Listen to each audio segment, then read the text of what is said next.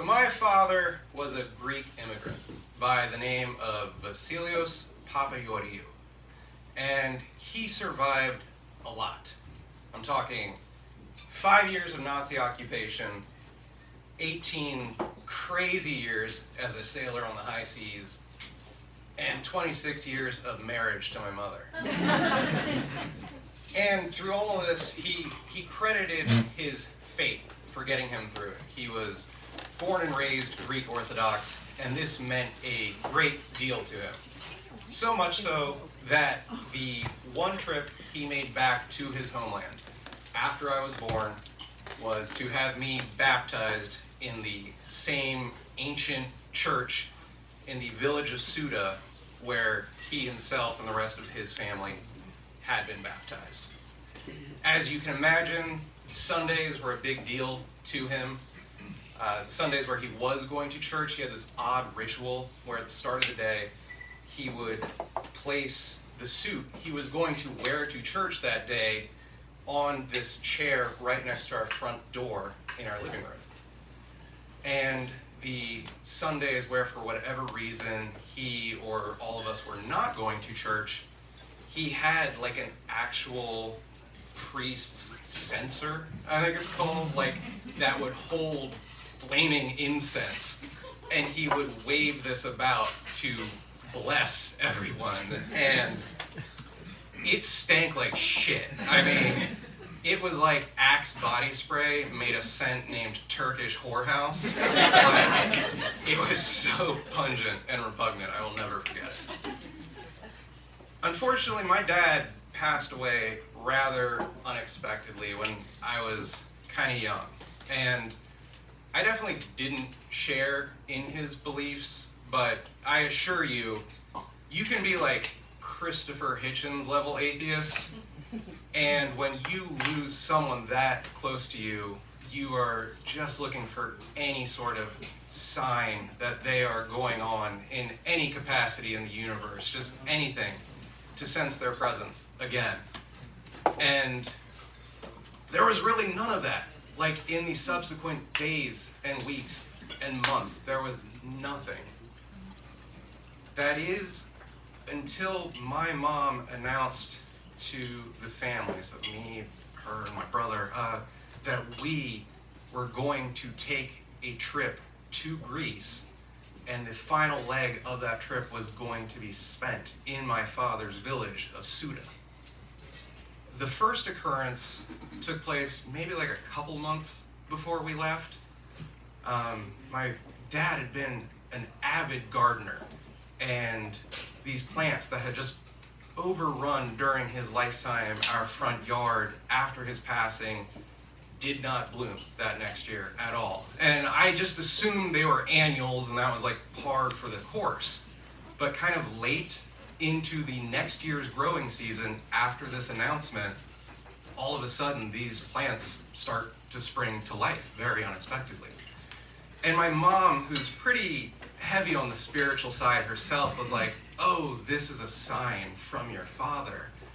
And I was like, "No, it's just a sign that I'm no longer letting the dog piss in the garden." But in the back of my head, I'm like, okay, maybe something, all right.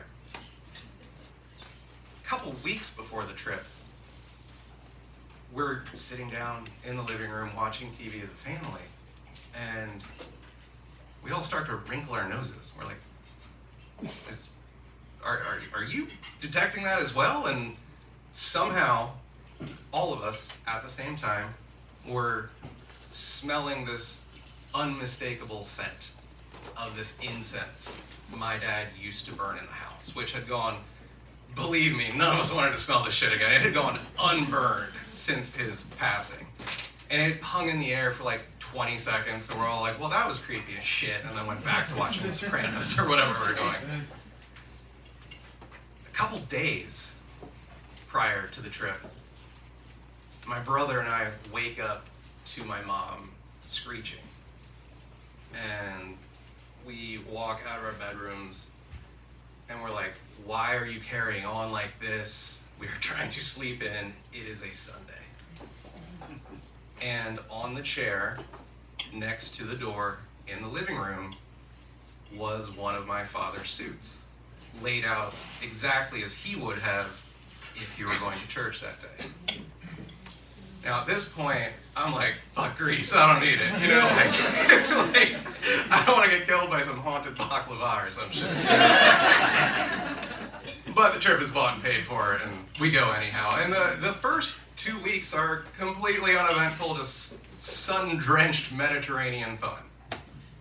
The final week, we go to this village of Suda, and we stay in this nondescript, bare-bones hotel that must have been close to this church. Oddly enough, we did not visit this church that was so central to my father's beliefs, but you could hear its bell tolling every hour on the hour. So like at 3 p.m. it would toll 3 times.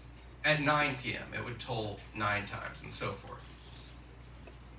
Every night while I stayed in this hotel, I would wake up at midnight like clockwork with the first tolling of this bell.